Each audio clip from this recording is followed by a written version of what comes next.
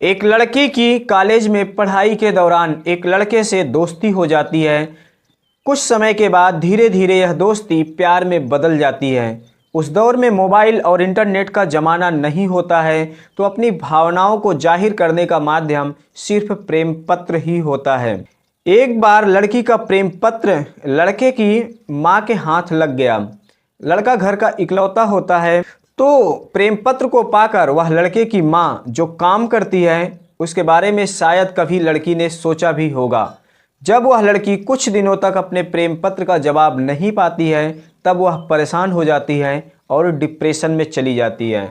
जब डिप्रेशन से उबरती है कुछ दिनों के बाद, तब उसकी शादी दूसरे लड़के के साथ कर दी जाती है। शादी के बाद 15 साल बीत गए, 2 बच्चे भी हो जाते हैं उस लड़की को। फिर अचानक एक दिन उसके पिता का देहांत हो गया, तब वह मायके गई। मायके से जब लौट कर आई तो 15 दिन बीत चुके थे। फिर वह अपने फेसबुक को लॉगिन करती है, तो उसमें एक तस्वीर दिखती है। उस तस्वीर को देखकर वह लड़की खुशी से झूम उठती है, उसका मन मयूर मचल उठता है। फिर वह आगे जो काम करती है उसे जानने के लिए दोस्तों आप लोग वीडियो में अंत तक जरूर बने रहें। नमस्कार, आज की जो कहानी है वह एक बिछड़े हुए प्रेमी और प्रेमिका की है। एक लड़की होती है जिसका नाम होता है काजल।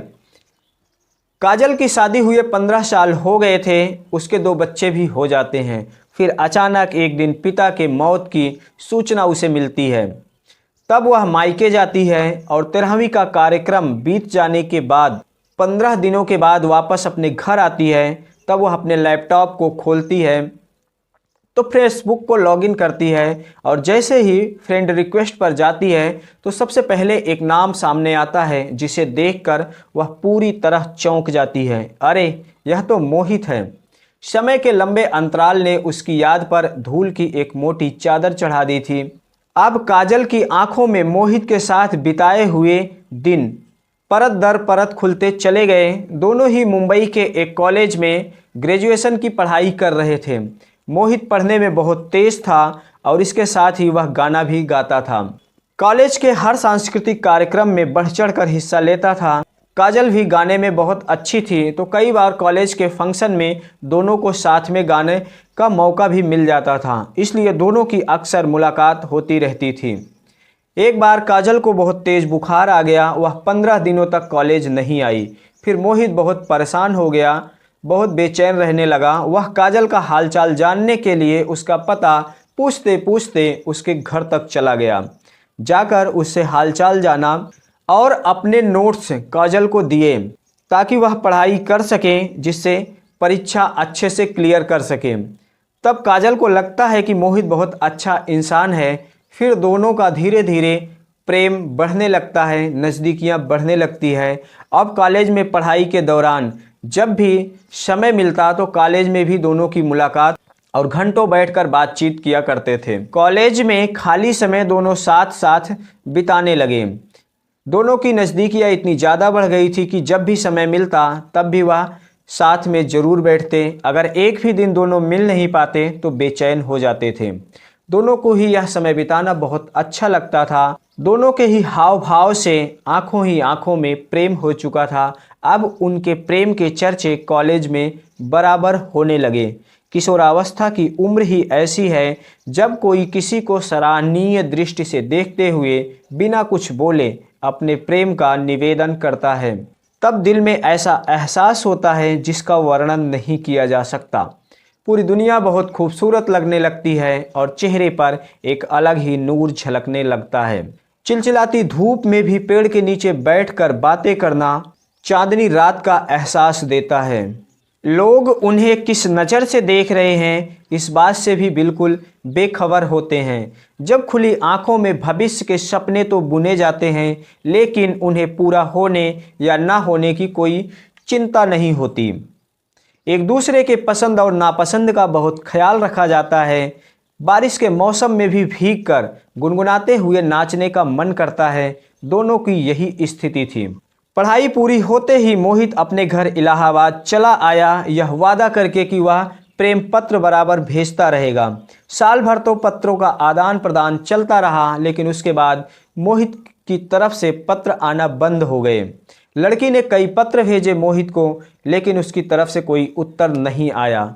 उस समय में न तो मोबाइल थे न तो इंटरनेट था। धीरे धीरे काजल ने परिस्थितियों से समझौता कर लिया और वह कर भी क्या सकती थी।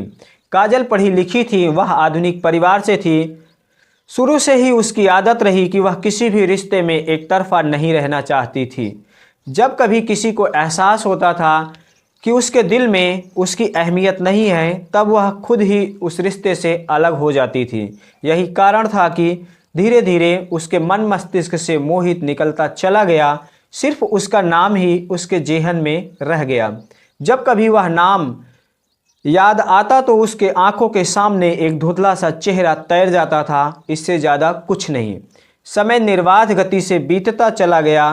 काजल की शादी हो जाती है, उसके 2 प्यारे प्यारे बच्चे भी हो जाते हैं।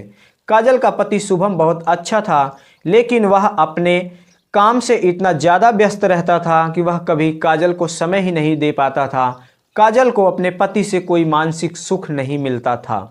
शुभम पैसे से ही काजल को खुश रखना चाहता था। 15 सालों के अंतराल के बाद फेसबुक पर काजल के जब मोहित से संपर्क हुआ, तब उसके मन में बहुत उथल पुथल मच गई। उसने फ्रेंड रिक्वेस्ट को एक्सेप्ट ना करने में ही अपनी भलाई समझी। अभी इस बात को 4 ही दिन बीते थे कि तब तक मोहित का मैसेज भी मैसेंजर पर आ गया। किसी ने शायद सच ही कहा है कि अगर कोई किसी को शिद्दत से चाहे तो पूरी कायनात उसे मिलाने में लग जाती है, और इसके साथ भी ऐसा ही हुआ। अब काजल के मन में उत्सुकता जागी। वह मोहित के मैसेज को रिक्वेस्ट को एक्सेप्ट कर लेती है और दोनों के बीच में मैसेज का सिलसिला शुरू हो गया, जिससे पता चलता है कि मोहित अपने परिवार के साथ शिमला में रहता है। फिर काजल और उसके बीच में मोबाइल नंबरों का आदान प्रदान हुआ, जिसके बाद दोनों में बातचीत होने लगी। उनका प्रेम मुखर हो चुका था। पहली बार काजल ने फ़ोन पर मोहित की आवाज़ सुना। मोहित ने कहा कि तुम कैसी हो। इतना सुनकर वह निःशब्द रह जाती है। उसके दिल की स्थिति किसी नवयौवना की जैसी हो गई। वह सकुचाते हुए फिर बोलती है कि मैं ठीक हूँ, मैं अभी तक तुम्हें याद हूँ। तब मोहित कहता है कि मैं तुम्हें भूला ही कब था। फिर काजल कहती है कि फिर आपने प्रेम पत्र लिखना क्यों छोड़ दिया। तब वह कहता है कि तुम्हारा एक प्रेम पत्र माँ के हाथ लग गया था, जिसके बाद माँ ने हमारा तुम्हारा संपर्क के दरवाजे ही बंद कर दिए थे। माँ ने मुझे कसम दे दी थी, मैं उनका इकलौता बेटा था तो क्या करता। आखिर मोहित ने काजल के साथ भविष्य में साथ रहने का वादा तो किया नहीं था। फिर काजल शिकायत करती तो किस बात की करती। एक ऐसा व्यक्ति जो अपने प्रेम को अभिव्यक्त करने के लिए कभी भाषा का इस्तेमाल नहीं किया, आज फ़ोन पर बात करना काजल के लिए किसी सुखद सपने के साकार होने जैसा था। यदि वह मोहित से बात नहीं करती तो इतनी मोहक बातों से वंचित रह जाती। समय का अंतराल परिस्थितियां बदल देता है, शारीरिक परिवर्तन भी होता है, लेकिन मन अछूता ही रह जाता है। कहते हैं कि हर इंसान के अंदर एक बचपना होता है जो उचित समय आने पर कभी भी बाहर आ जाता है। दोनों की बातें दोस्ती की परिधि में कतई नहीं थी, लेकिन उन दोनों ने कभी मर्यादा का उल्लंघन भी नहीं किया। मोहित की बातें उसे बहुत रोमांचित करती थी। 15 साल बाद दोनों फ़ोन पर बातें कर रहे थे तो ऐसा लग रहा था कि जैसे दोनों फिर से पुराने दिनों को जी रहे हैं। फ़ोन पर उन्हें बात करते हुए लगा ही नहीं कि वह इतने सालों के बाद बात कर रहे हैं। कुछ बातें काजल ने याद दिलाई, कुछ मोहित ने याद दिलाई। दोनों ने 15 सालों के बीच में क्या क्या हुआ था सब बातें भी शेयर किया। शुरू में तो काजल को मोहित से बात करना इस तरह से बहुत अटपटा लगता था। उसे संस्कारगत होने के नाते अपराध बोध भी होता था। वह सोचकर परेशान हो जाती थी कि इस तरह से हमारा रिश्ता मोहित के साथ कैसे निभेगा। इसी ऊहापोह में 5-6 महीने बीत जाते हैं। वह सोचती है कि कहीं यह रिश्ता बोझ न बन जाए। यह तो निश्चित हो गया था कि आग लगी थी दोनों तरफ से बराबर ही। यह आग शुरू में तपिश देती थी, लेकिन धीरे धीरे यही आग ठंडक और सुकून देने लगी। उन दोनों की रस भरी बातें मन को गुदगुदाने लगी। एक बार मोहित एक गाने की लाइन गुनगुनाया कि तुम होती तो ऐसा होता, तुम कुछ कहती, तभी बीच में उसकी आवाज़ काटते हुए काजल कहती है कि तुम होते तो कैसा होता। कभी काजल चुटकी भी लेती कि चलो मोहित भाग चलते हैं, फिर मोहित कहता कि भाग कर चलेंगे कहाँ। एक बार मोहित ने बताया कि वह ऑफिस के काम के सिलसिले में बहुत जल्द मुंबई आने वाला है। जब मुंबई आएगा तो वह उससे और उसके परिवार वालों से ज़रूर मिलेगा। यह सुनकर काजल बहुत खुश हो जाती है। फिर कड़वी सच्चाई से रूबरू होते ही सोच में पड़ जाती है कि आखिर अब मेरी शादी हो चुकी है, क्या अपने प्रेमी से मिलना उचित रहेगा मेरा। फिर अपने ही सवाल का वह उत्तर देते हुए मन में बुदबुदाती है, क्या हुआ अगर मिल लेंगे पुराने प्रेमी से तो। पति शुभम का ख्याल तो मैं तब करूं जब वह भी मेरा ख्याल रखे। उसे अपने काम से तो फुर्सत ही नहीं होता मेरे लिए। आखिर मेरी खुशी के लिए भी तो किसी सहारे की ज़रूरत है। फिर वह इंतज़ार करने लगती है अपने प्रेमी मोहित के आने का। इंतज़ार की वह घड़ी भी ख़त्म होती है जिसका उसे बेसब्री से इंतज़ार था। मोहित आता है, उसका पति शुभम बाहर गया हुआ था काम के सिलसिले में। दोनों बच्चे स्कूल गए हुए होते हैं। फिर दोनों समय निश्चित करते हैं मुंबई के मरीन ड्राइव बीच पर मिलने का। काजल आज अपने प्रेमी मोहित से मिलकर कोई भी कसर ऐसा नहीं छोड़ना चाहती जिससे बाद में उसे आत्मग्लानि हो। काजल को लग रहा था कि वह मोहित से इतने सालों के बाद मिल रही है तो कहीं भावनाओं में बहकर गलत कदम न उठा ले, लेकिन उसके संस्कार उसे इजाज़त नहीं देते हैं। वह 15 सालों के बाद मोहित से मुलाकात कर रही थी। वह जब मिली तो उसे लगा ही नहीं था कि मोहित इतने सालों के बाद उससे मिल रहा है।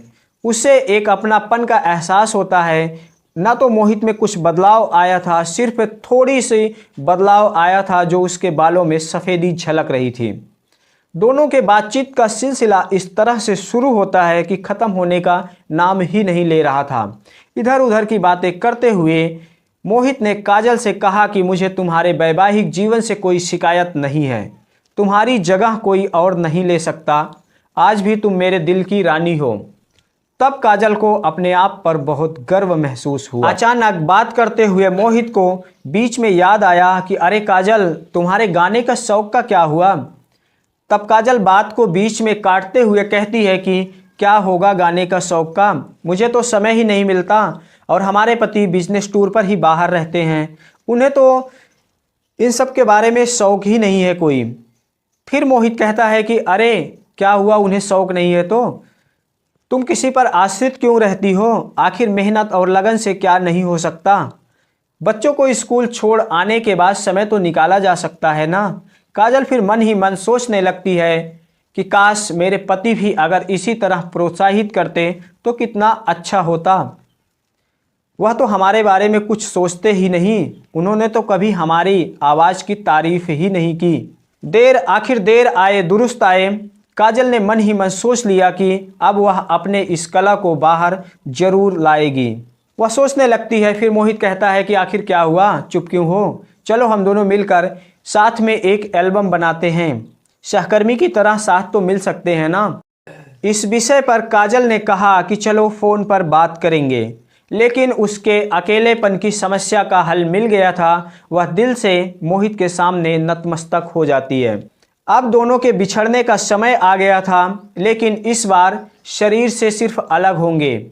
एक खूबसूरत सा एहसास काजल के पास रह जाता है जिसने उसकी ज़िंदगी को सतरंगी रंग देकर एक नई दिशा दे दी थी, जिसके सहारे ही वह अब तक मोहित के दिलों में बसी थी। वह मोहित के हमेशा पास होने का एहसास करती थी। दोनों के बीच में दूरी अब बेमानी हो गई थी। एक कवि ने प्रेम का परिभाषा देते हुए कहा कि प्रेम एक एहसास है, इसे रूह से महसूस करो। कहते हैं कि प्यार कभी दोस्ती में बदल नहीं सकता। अगर दोस्ती में प्यार बदल गया तो उससे अच्छी दोस्ती नहीं हो सकती। आज की यह कहानी बिछड़े हुए प्रेमी प्रेमिका की आप लोगों को दोस्तों कैसे लगी, कमेंट सेक्शन में अपनी प्रतिक्रिया जरूर देना। अगर वीडियो अच्छी लगी हो तो लाइक और चैनल को सब्सक्राइब जरूर कर लेना। मिलते हैं फिर किसी अगली वीडियो में नई कहानी के साथ। धन्यवाद।